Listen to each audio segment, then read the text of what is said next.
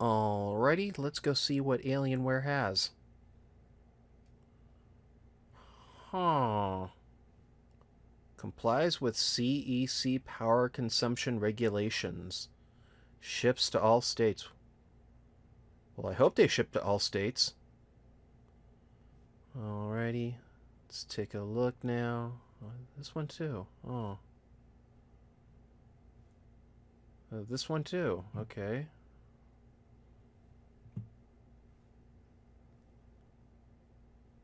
Uh-huh. Uh-huh.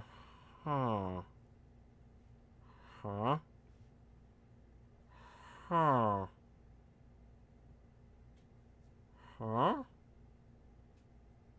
Huh? Huh? Huh? Uh-uh. Huh. What does all this mean? Let's find out.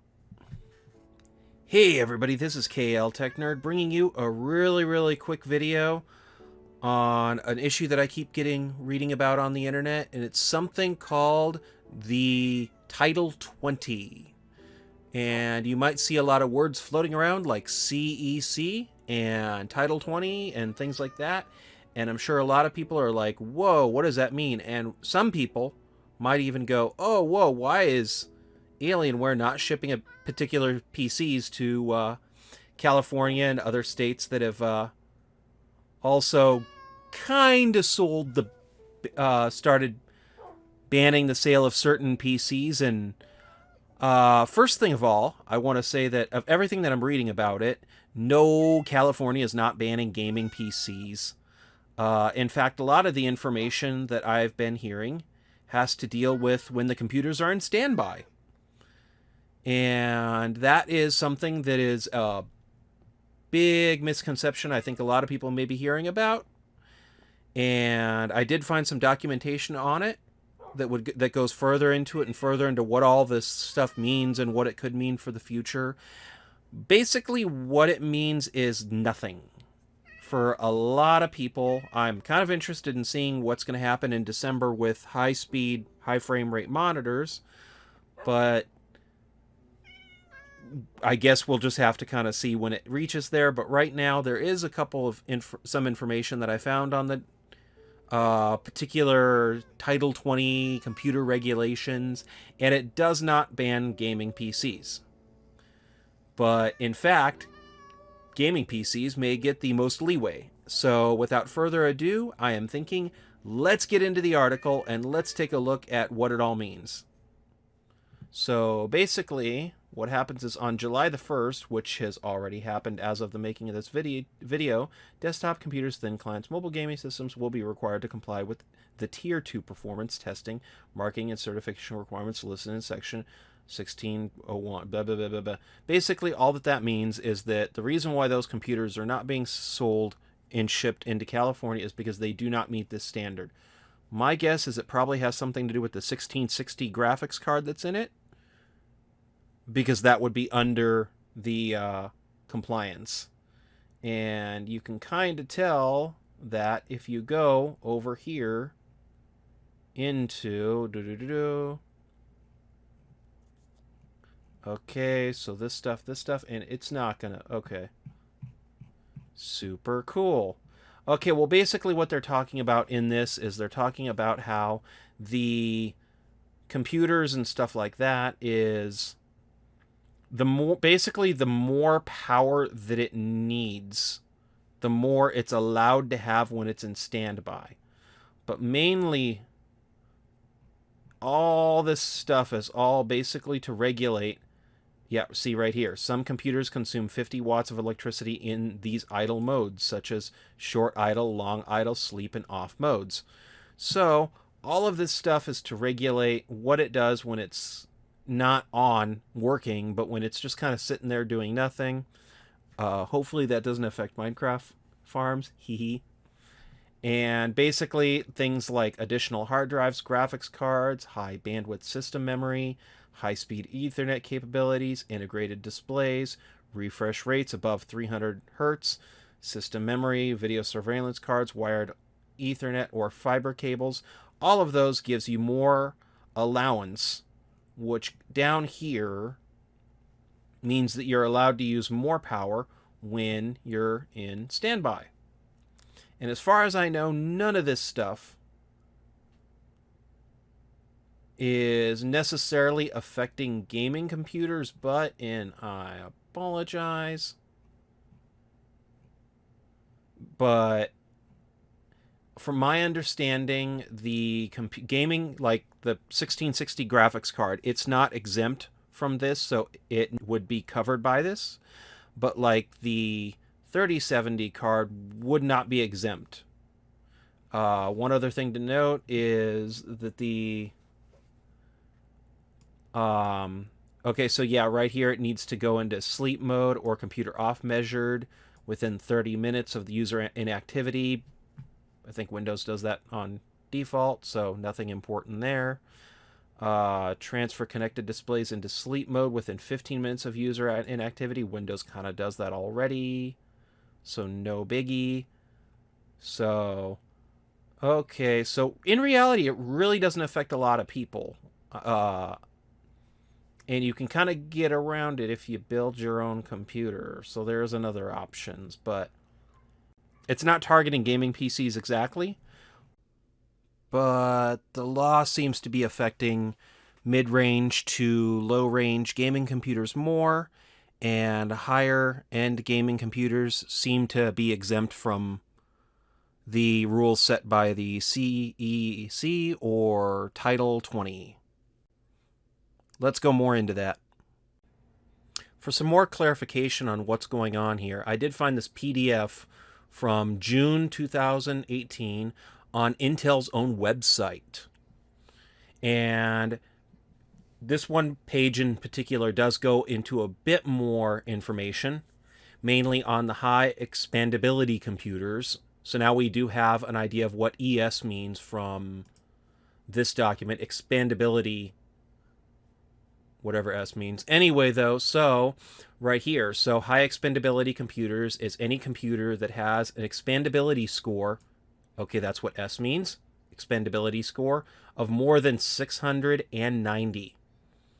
If the computer is manufactured before January 2020, a power supply of 600 watts or greater, and either a first discrete GPU with a frame buffer bandwidth of 400 gigabytes per second or greater, or a total of 8 gigabytes or more of system memory with a bandwidth of 432 gigabytes per second or more, and an integrated GPU. Okay, discrete, that would be like your 1660 NVIDIA cards, or my dream, a 3080 NVIDIA graphics card, so that would be a discrete GPU. And so any high-end, really, computers would, it's exempt. You don't even need to worry about it. And if we go right here, so to find out the expandability score, we can always go back up here onto this web page. And the things that would add to the expandability score is add-on cards, additional hard drives, graphic cards.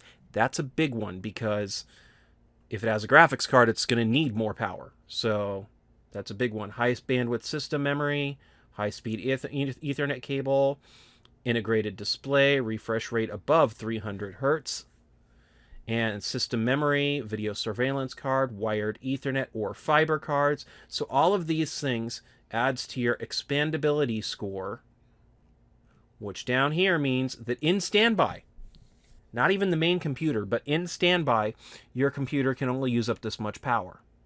So,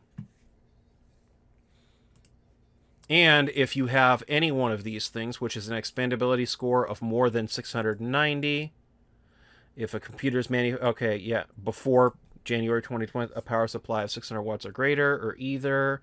If the computer's manufactured on or after July, it needs a first discrete GPU with a frame buffer bandwidth of 600 gigabytes per second.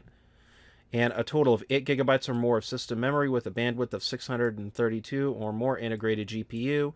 So all of this stuff kind of gets added into it. And so as far as I know, let me see here, a high-end PC would meet more than meet all of this stuff. It's exempt. It would be exempt from this. So, and if any of these computers are here that do ship to California, Columbia, Hawaii, Oregon, Vermont, or Washington, it most likely went through a registry of some kind, and then they said, oh yeah, that's fine. And I'm noticing an interesting trend though too. See, right here is the NVIDIA 3070 8 gigabytes card. Didn't I see 8 gigabytes somewhere up there? So yeah, a total of 8 gigabytes of system memory. So